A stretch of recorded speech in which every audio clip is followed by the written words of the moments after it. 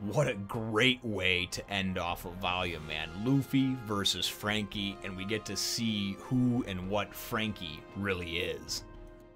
One Piece, Chapter 336, Luffy versus Franky. Way to end a volume, man. Really cool, really cool. Well, hello, my brothers and sisters of the Nerd Nation. I, as always, am Jim, and I'm here to bring you another review on the awesome and action-packed and thrill-a-minute, and if you couldn't tell by the shirt I'm wearing, tale of One Piece. Our last chapter saw us with, of course, things ending off with Franky and Luffy about to square off with one another. Franky, of course, upset for Luffy and company, you know, and the Straw Hats decimating his Franky family house and beating the shit out of everybody. And then Luffy and Nami were actually trying to get to the Galley Law Company. They're outside of Dock 1, trying to go and see Mr. Iceberg, who had been shot, and then, of course, pinned the shooting on Nico Robin, said that he remembered her being in his room. So, bunch of stuff going down over here, man. That's how things left off. That's how things pick up over here. And right away, we're introduced to this Franky guy. And the more I see of him, the more I think that this is, because like I said, a couple months ago, I remember seeing a picture that looked just like this guy. It was in color, though, so I don't really know. That looked just like this guy online, and he was standing with the Straw Hat. So either temporarily or permanently, I think that this is the guy. Maybe this is the guy. Maybe this is the next Straw Hat. Maybe this is the next one that doesn't. I mean, don't tell me. I'll find out soon enough, but that's my feeling anyway when I see him. Nonetheless, though, the fight is intense. I mean, it's cool. And that's pretty much what the majority of the chapter takes up, is this fight. He's up above, elevated with his two dancers or whatever, and he's like talking to him, but like singing at the same time, you know, like, I'm gonna kick your ass. That's what it seems like anyway, you know, like he started trying to do like these dance moves, like in rhythm to what he's gonna do. And then he goes and he winds up, and they're like, well, I wonder what kind of powers the guy has, because he goes and he breathes fire down at them, you know. And what the hell? Who breathes fire? So Nami and Luffy are talking amongst themselves, thinking he's got a devil fruit power, right? That's the automatic thing that you go to whenever somebody does something abnormal, you know. So he goes and drops down into the water, and jumps down into the water or what have you. And then Nami's like, well, if he does have a devil fruit power, he's going to drown. And Luffy's like, oh, he's probably just stupid. He probably just slipped or something like that, you know. So all of a sudden he comes busting up out of the water underneath them with an uppercut, skyrocketing them into the air, right? Luffy's like, that's it. I've had it with this shit, you know. He doesn't care about it, doesn't care about this, doesn't care about that. And it was really kind of cool because Luffy goes to come at him with, you know, with a gum, and before he can even do it, he's like, I know your moves, and he's like, right hand, and his hand goes and like Inspector Gadget Man comes out of him like on a chain spring type deal and jacks Luffy up and smashes him into a wall. While this is all going on, though, either prior to, during, or after, whatever, you know, there's an exchange between them about, and I think it's actually prior to, which I really liked how it was all set up, because he goes and he says, you know, I think Nami says something about you stole the 200 million berries. Or he says, you decimated my house and this and that and everything. And then Nami goes and screams out, you know, it yells out to you, yeah, but where's our 200 million berries that you took? And he's like, not a cent of it left, spent it all, right? And I like, too, because here's the deal, right? Luffy went, and as disrespectful as I thought it was, what he did with Usopp a couple of chapters ago and everything at the end, you can tell that he still cares for the guy, even though he may not show it. You can tell it was still hard on him, even though he may not show it. Because here's the thing. He goes, I don't care about that anymore. I'm just going to kick your ass. So in my mind, Luffy's whole, even though he has that simple thought process, his thought process is that it's not about the money. I'll go get more, right? I'll go figure out how to get more.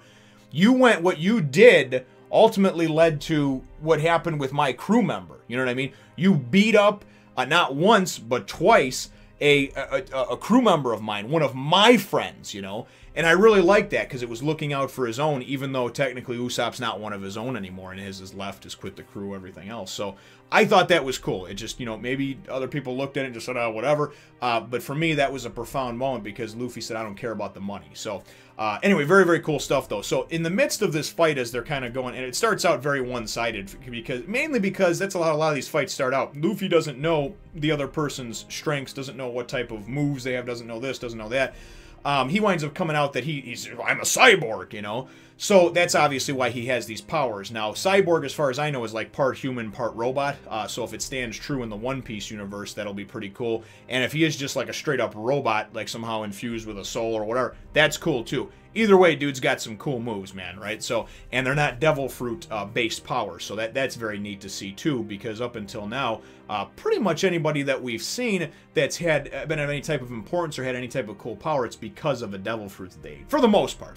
I mean, don't get me wrong. I mean, obviously Zoro and Sanji are just beasts in their own right, and they haven't, but I'm just talking about like as far as other characters, background characters, antagonists, what have you, right?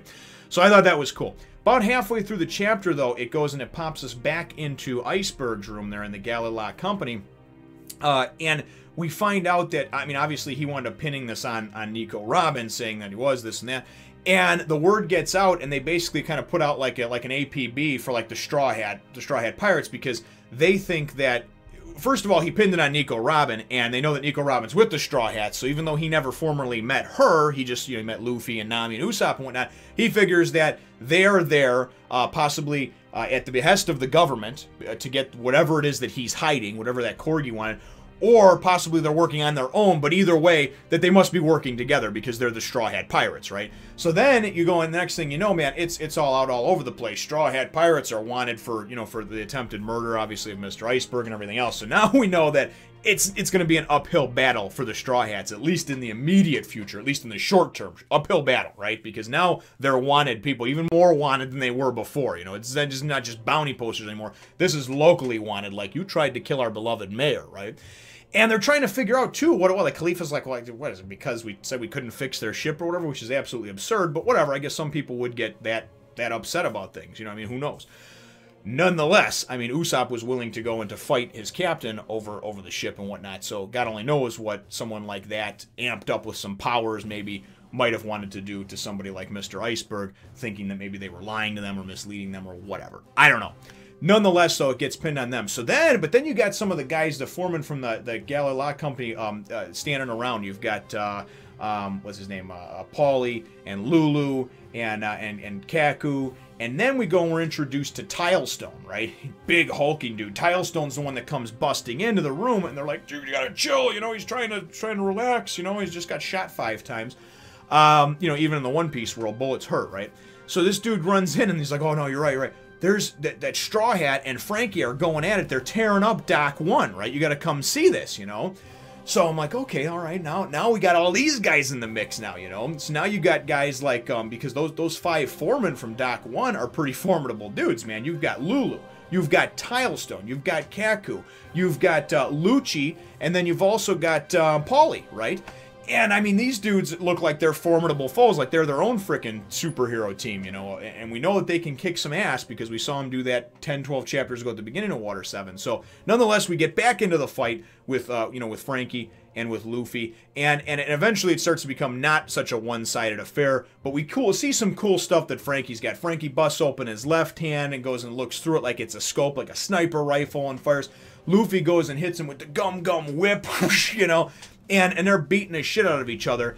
So it becomes, again, and this is how most fights go, as Luffy starts to go and figure out his opponents. And because he just keeps on coming anyway, he eventually starts to go and see the patterns of attack.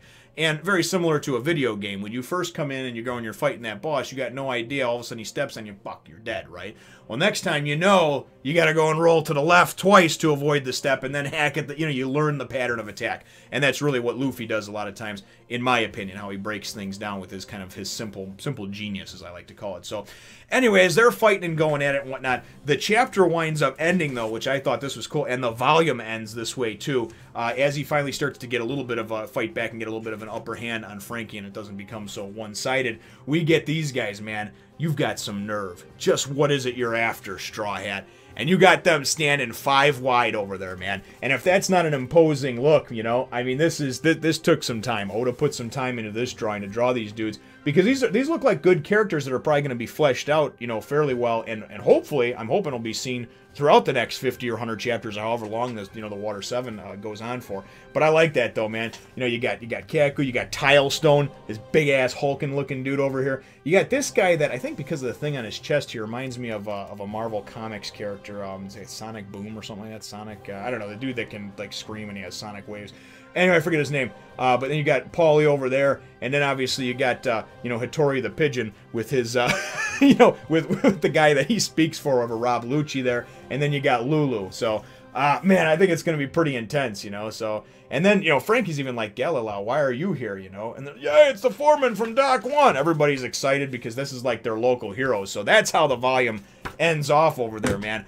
What an explosive way to leave you hanging, though. And this type of stuff is cool, because you got to remember that, regardless of, I understand that One Piece hasn't really kind of grabbed hold and become real big over here in the West, in the U.S. especially. And whether that's for lack of marketing or because of the shitty 4Kids dub or whatever, I'm not going to get into that argument. However, I think that they do, for the most part, at least with One Piece, they've done a very good job of kind of like leaving you hanging, making you thirst and just want more. You know, you gotta have that next volume, and especially too with this, man. This is really starting to heat up over here. I can't wait to see what happens with just Franky, and now now Luffy's screwed, man. He's fighting Franky. He's got Nami there, who's not a fighter by any stretch of the imagination, at least not against not against dudes like this, I wouldn't think. And now you got 5 more of them, you know, rolling in to go and whip Luffy's ass. So, and you know, the one thing that I've seen that's prevalent throughout this series is lack of communication. So these dudes are pissed because they think that Nico, Robin, and being involved with the Straw Hats, that they all plotted you know, against killing their you know, plotted this assassination on Mr. Iceberg or whatever. And I guarantee you that because of the lack of communication, that's never going to come out properly, and Luffy's not going to be like, no, we didn't have anything to do with that. We lost Nico Robin a couple days ago, you know. But then again, too, if you had communication, then I guess you wouldn't have some of these plot lines, and you wouldn't have some of this tension that's built up between parties, you know. So, I don't know. Very good stuff, though, man. My chapter question for you, though, brothers and sisters, is I guess really, what are your thoughts so far on this, on Franky, now that we've seen some of his powers, the fact that he's a cyborg, and certainly try to keep it spoiler-free, because if this is, in fact, the next crew member, temporary or permanent, I really don't want to know until we get to that point in the story. I'll cross that bridge when we come to it. But let me know what your initial thoughts are from seeing in this chapter, in action, about Franky himself and what he's done or what he has the capability of doing. Leave your answer to that question in the comments down below. Feel free to hit the thumbs up, the like button if you think that I deserve it, and subscribe if you haven't done so already. We will look forward to catching all of you in the next Fun Nation. Remember to follow me on my other channel, as well as Twitter and Facebook and even Instagram.